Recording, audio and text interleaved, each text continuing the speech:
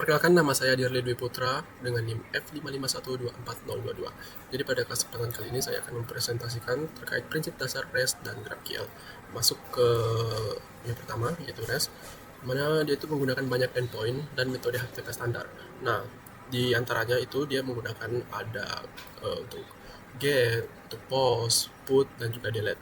Nah, yang kedua itu ada REST bersifat stateless, atau di mana si REST ini tuh nggak bisa, dia itu bolong-bolong atau nggak bisa, data yang dia masukkan itu nggak lengkap.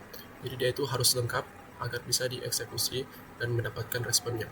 Nah, kemudian di sini tuh yang ketiga, setiap sumber daya direpresentasikan oleh endpoint URL yang unik. Nah, di sini saya beri contoh untuk aplikasi yang kami gunakan itu sebagai perbandingan, yaitu Pinterest, yang dimana Pinterest sendiri itu menyediakan beberapa endpoint yang unik, seperti endpoint pin yang dimana digunakan untuk mempin image atau desain gitu. Kemudian ada endpoint board yang dimana endpoint ini digunakan untuk mengelompokkan itu pin-pin yang tadi. Nah, jadi dia itu setiap endpoint itu memiliki fungsinya sendiri-sendiri. Kemudian masuk ke GraphQL, di mana prinsip pertamanya itu dia semua permintaannya dikirim ke satu endpoint saja. Jadi tidak seperti REST tadi yang memiliki beberapa endpoint. Nah, si GraphQL ini hanya memiliki satu endpoint saja. Biasanya itu yang digunakan itu endpoint/GraphQL, kemudian akan diberikan sebuah format JSON yang dimana dalamnya kita itu bisa mengisikan data yang lebih detail yang ingin kita ambil. Kemudian yang kedua sih, ada user bisa meminta hanya file tertentu dari suatu objek. Nah, ini juga yang berbeda dari REST tadi, dimana jika REST tadi itu ketika kita meminta satu file saja, itu kita bisa akan mendapatkan banyak data yang kita tidak perlukan. Tetapi ke GraphQL ini kita itu bisa meminta satu data khusus dan hanya data itu saja yang kita dapatkan. Kemudian GraphQL juga menggunakan skema yang mendefinisikan tipe data dan relasi antar objek. Nah, di sini GraphQL ini tuh dia tuh bisa memvalidasi terlebih dahulu sebelum dia itu meresponnya. Nah, jadi data yang dimasukkan oleh si user tadi akan divalidasi terlebih dahulu apakah datanya itu ada atau tidak, kemudian akan ditampilkan kepada si user. Nah, untuk berikutnya di sini saya akan menjelaskan tentang analisis perbandingan dari segi beberapa aspek itu. Yang pertama di sini saya akan menjelaskan tentang caching. Nah, untuk REST sendiri itu dia memiliki kelebihan, yaitu setiap sumber daya punya endpoint tetap. Seperti yang saya bilang tadi, bahwasannya endpoint dari si REST ini itu memiliki beberapa endpoint yang unik atau berbeda-beda gitu. Jadi dia memiliki pengelompokan endpoint tersendiri. Kemudian minusnya atau kekurangan dari REST ini itu klien sering menerima data berlebih, atau seperti yang saya sudah jelaskan juga tadi, bahwasannya kalau kita meminta salah satu data saja tapi ada beberapa data lainnya dalam suatu endpoint yang sama, itu pasti dia akan mengambil data-data tersebut walaupun kita tidak butuh data itu sebenarnya. Makanya klien itu bisa mendapatkan data-data yang berlebih.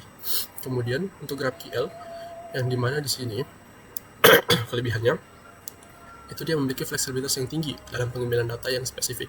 Nah, ini juga sudah saya singgung sebelumnya, di mana bahwasannya ketika GraphQL ini itu mengambil data, dia itu kita bisa memasukkan detail-detail atau spesifikasi dari data yang ingin kita ambil dalam format JSON tersebut.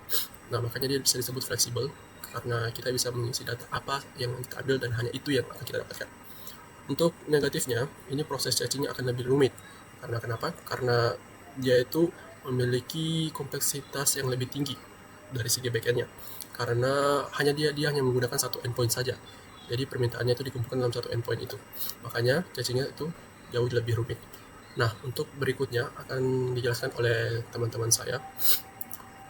Sekian dari saya. Assalamualaikum warahmatullahi wabarakatuh. Baik, perkenalkan nama saya Fauzi Radi Septiana dengan NIM F551240007. Jadi saya akan melanjutkan penjelasan dari rekan saya, yaitu kelanjutan dari analisis perbandingan aspek teknis. Nah, yang kedua itu ada security atau keamanan.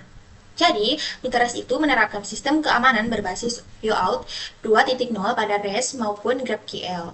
API ini untuk memastikan hanya pengguna yang sah yang dapat mengakses data.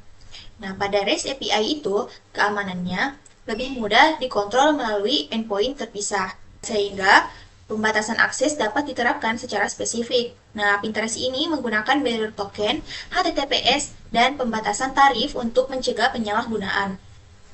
Nah, kemudian pada GraphQL, keamanannya itu difokuskan pada validasi query agar tidak terjadi query berlebihan yang dapat membebani server.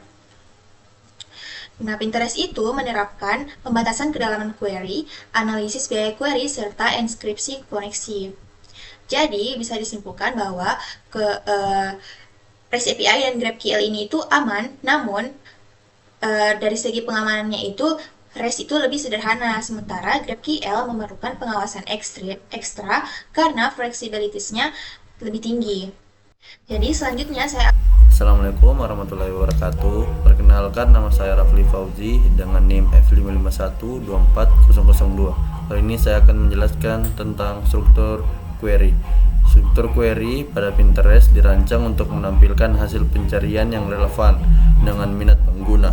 Saat pengguna mengetik kata kunci, sistem menggunakan pemrosesan bahasa alami atau NLP untuk memahami maksud pencarian melalui analisis kata, sinonim, dan konteks. Pada kemudian diambil dari pin graph, yaitu jaringan yang menghubungkan pin, pengguna, dan papan atau board. Hasil pencarian diberi peringkat berdasarkan relevansi teks, popularitas, interaksi pengguna, serta kemiripan visual menggunakan model machine learning. Pinterest juga menambahkan rekomendasi pin serupa dengan memanfaatkan struktur data seperti inverted index, graph database, dan embedding vektor agar hasilnya lebih akurat dan person. Perkenalkan, nama saya Tala Fitra Dominiku Pagan dengan NIM F551-24028. Di sini saya akan menjelaskan analisis perbandingan teknis versioning pada Pinterest. Dalam pengembangan sistem API, setiap perusahaan memiliki pendekatan berbeda dalam menjaga kestabilan dan fleksibilitas layanan. Pinterest menjadi salah satu contoh yang menarik, karena mereka menggunakan dua arsitektur utama, yaitu RESTful API dan juga GraphQL. Salah satu aspek penting yang membedakan keduanya adalah penerapan sistem versioning yang berperan besar dalam pengelolaan data dan kompatibilitas antar versi. Pinterest pada awalnya memakai arsitektur RESTful API, di mana sistem versioning berperan penting untuk menjaga stabilitas ketika ada pembaruan fitur atau struktur data. Misalnya, di Pinterest API versi 5, mereka memastikan setiap perubahan besar tidak merusak aplikasi lama. Tapi, REST punya kekurangan seperti overfetching dan underfetching data karena strukturnya yang tetap. Nah, untuk mengatasi hal itu, Pinterest mulai beralih ke GraphQL. Dengan GraphQL, developer bisa menentukan sendiri data yang diambil, jadi lebih efisien dan juga fleksibel. Menariknya, sistem seperti ini membuat kebutuhan akan banyak versi API jadi berkurang, karena perubahan bisa langsung diatur lewat satu skema saja. Jadi, secara teknis, RESTful API masih sangat bergantung pada versioning untuk menjaga kestabilan, sedangkan GraphQL membuat proses itu lebih sederhana dan juga dinamis. Dari analisis tersebut, dapat disimpulkan bahwa sistem versioning pada RESTful API tetap menjadi elemen yang penting dalam menjaga kompatibilitas data di Pinterest. Namun, dengan beralih ke GraphQL, Pinterest mampu menghadirkan arsitektur yang lebih efisien, fleksibel, dan juga mudah berkembang tanpa perlu ada banyak versi baru. Sekian penjelasan dari saya, terima kasih. Jadi selanjutnya saya akan menjelaskan tentang kelebihan dan kekurangan masing-masing arsitektur. Pada REST API sendiri itu kelebihannya itu terletak pada sifatnya yang sudah menjadi standar industri dan mudah diimplementasikan oleh banyak pengembang. Kemudian REST juga itu memiliki dukungan caching HTTP bawaan sehingga proses pengambilan datanya itu bisa lebih cepat. Kemudian REST itu dianggap stabil dan aman untuk integritas publik karena autentikasinya itu matang. Nah, dari kelebihannya REST ini itu REST juga memiliki kekurangan. Kekurangannya itu diantaranya ini, ada rentan over atau underfetching.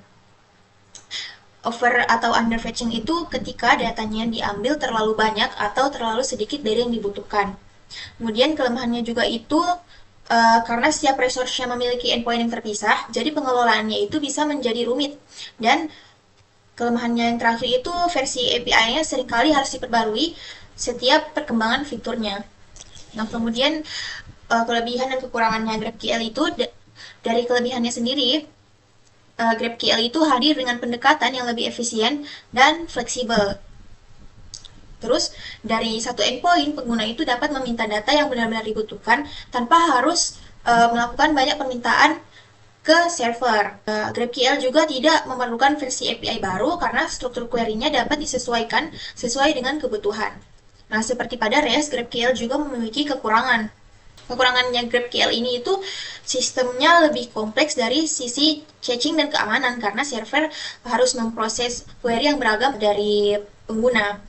Kemudian kelemahannya juga itu kalau tidak dikontrol dengan baik, query yang terlalu berat itu dapat membebani server. Dan kelemahan yang terakhir, pengembangnya itu perlu pemahaman yang lebih mendalam untuk pengoptimalannya. Baik, sekian penjelasan dari saya.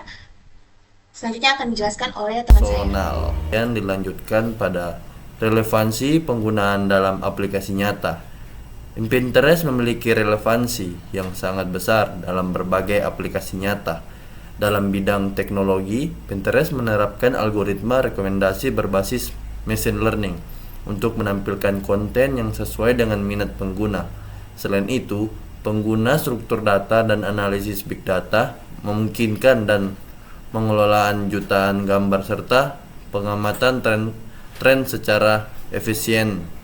Dalam dunia bisnis dan pemasaran, Pinterest dimanfaatkan sebagai media promosi produk, terutama di sektor fashion, desain interior, dan kuliner.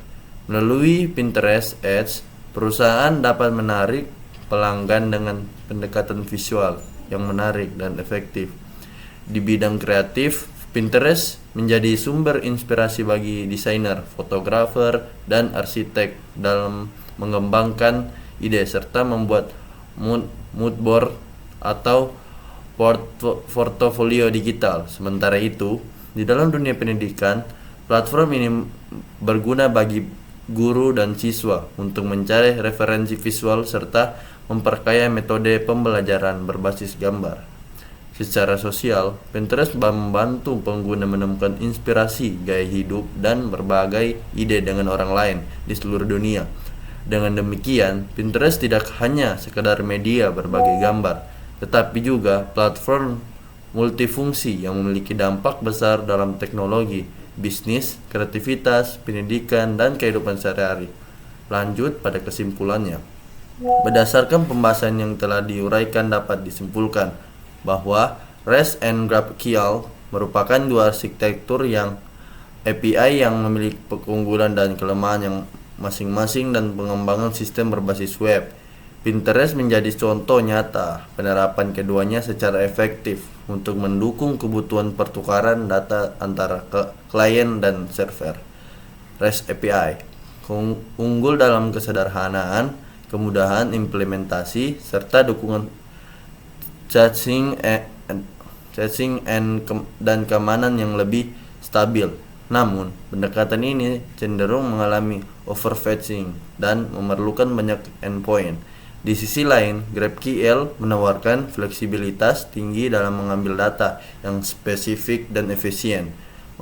Meskipun membutuhkan pengelolaan caching and keamanan yang lebih kompleks, dari sisi teknis, Pinterest memanfaatkan REST API untuk kebutuhan umum dan GraphQL untuk pengambilan data yang lebih terarah. Analisis ini menunjukkan bahwa pemilihan arsitektur API sebaiknya disesuaikan dengan kebutuhan sistem, kompleksitas data, serta tingkat efisiensi yang diinginkan. Secara keseluruhan, pengguna REST dan GraphQL pada Pinterest memperlihatkan bagaimana kedua teknologi dapat saling melengkapi dalam menciptakan layanan cepat dan aman dan relevan bagi pengguna di berbagai bidang, mulai dari teknologi, bisnis hingga pendidikan dan kreativitas. Sekian dari saya. Assalamualaikum warahmatullahi wabarakatuh.